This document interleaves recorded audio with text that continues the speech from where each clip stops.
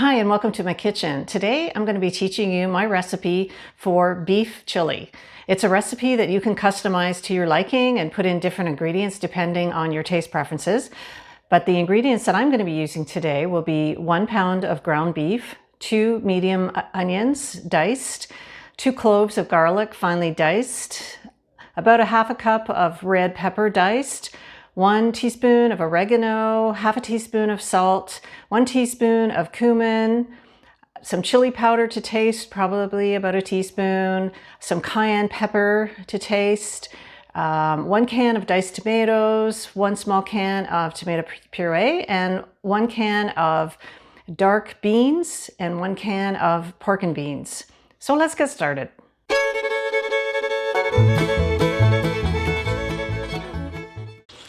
The first step is to brown your ground beef along with your ground garlic and the onions.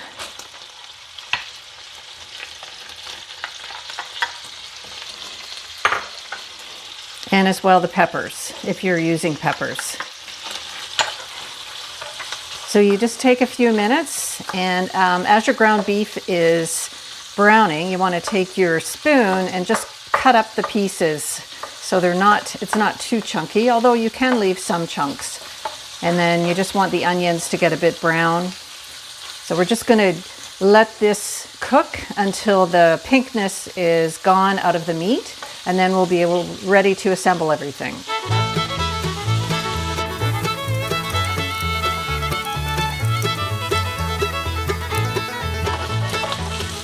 The pink has disappeared out of the ground beef. So what I'm going to do is I'm just going to turn this off. The next step will be to put everything into your slow cooker. So I'm going to put in my can of diced tomatoes. And then I have a can of pork and beans, or they're also called brown beans. And then I had 1 can of black beans. Normally I use kidney beans, but I didn't have any, so I'm experimenting a little here. And what I usually do with these, the reason it's in a sieve, is I always rinse these because there tends to be kind of a goopy mixture on the beans. So I always rinse them before putting them into my pot.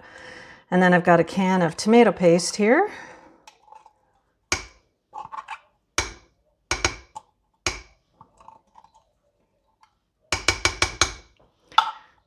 And then I'm going to add my oregano. It's 1 teaspoon and 1 teaspoon of cumin. And I'm going to add in some chili powder. I'm just going to sprinkle it in to start. So this is probably about, I don't know, 1/4 teaspoon to start. And I'll keep adding it as the afternoon goes on, as I find it needs a little bit more spice. And a little bit of ground pepper.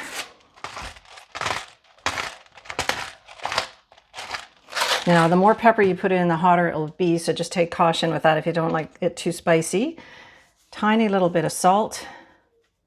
And again, these are optional items, you don't have to. And the final item will be to add in the ground beef. So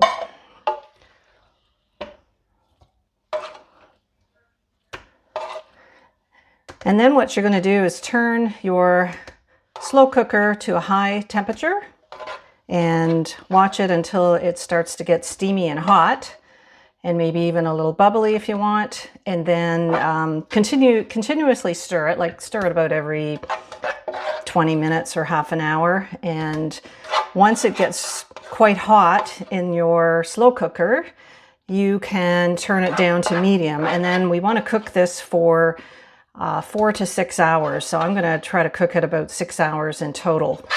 And then it'll be ready to eat. There's nothing else you have to do with it. You just serve it up. So again, I'm using red peppers. You could use green peppers if you like. You could put in some sliced mushrooms, some parsley, some other herbs. And now what we want to do is just give this a really good stir, so it's all mixed in together. And it's nice and thick already. It will get a little bit more liquidy as it cooks.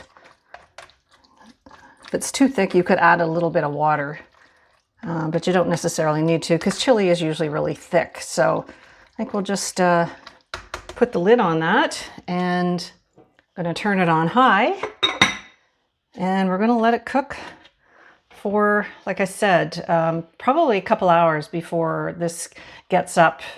So it's hot and steamy. If you might have a hotter slow cooker that maybe will heat things up a little quicker than mine. Mine's probably about over 40 years old, so it's not that quick, but it is pretty reliable. So let's give it the afternoon and just remember to keep stirring it. And if it gets too hot and boiling, you want to turn it down. The idea is to slow cook this all afternoon so that the flavors can, really come out and it'll be really tasty.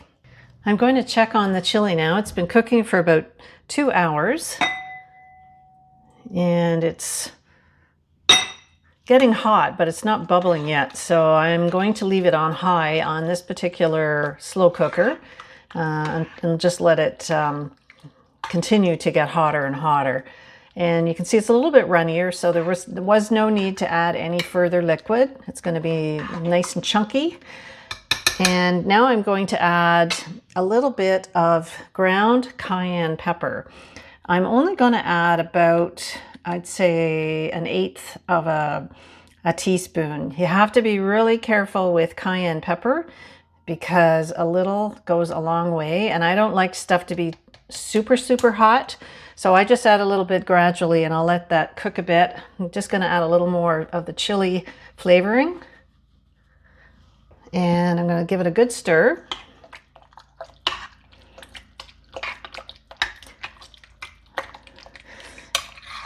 And then I'm going to put the lid back on and we'll let it cook for probably another hour. And then I will give it a taste test and see if I need to add any more spice to it. Okay, I'm going to check it now. Oh boy, does that ever smell good too.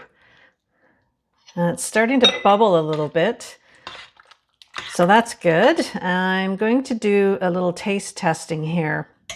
So I just need to know how much more spice I should put in it.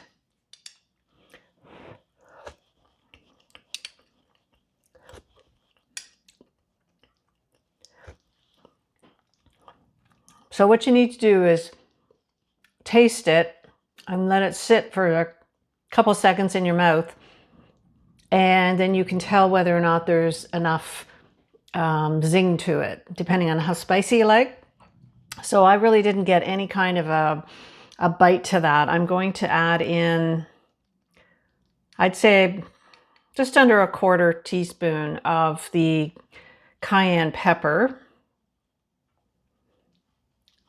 And we'll have to let that sit for a little while and cook. A little bit more of the chili powder.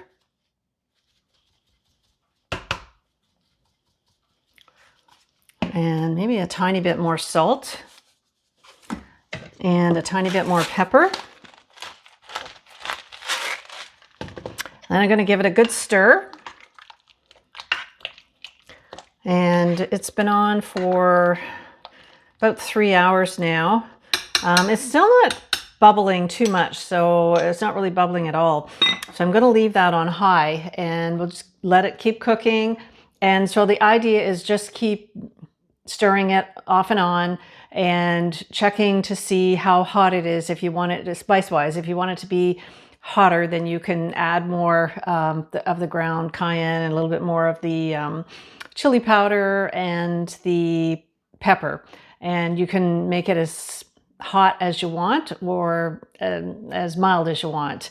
I wouldn't make it too hot because, you know, once you get above that spice mark where it's really hot on your mouth and it burns, you kind of can't turn back. Whereas if you make it just have a nice bite to it, if somebody wants it to be hotter when they're eating it, they could put in some of their own hot sauce or extra pepper to make it spicier. So that's what I would recommend. And we're going to leave this on probably for another 2 to 3 hours, and then it'll be ready to eat. It's finally time to eat. The chili has been simmering all afternoon for about 6 hours. I've been stirring it off and on and adding a little bit of chili powder and cayenne pepper just to get it to the right bite that we like. And it's steaming hot here, ready to eat. Just gonna spoon it into a couple bowls. And there you go. Steaming hot, perfect on a nice cold wintry day. And you can serve it up with your favorite sides like garlic bread or salad or rice. So give it a try. I'm sure you're going to love it. You've been listening to the Simple Living channel, and my name's Lori. And if you like this video and this recipe, I hope you'll give me a thumbs up. Have a great day, everybody, and enjoy your chili.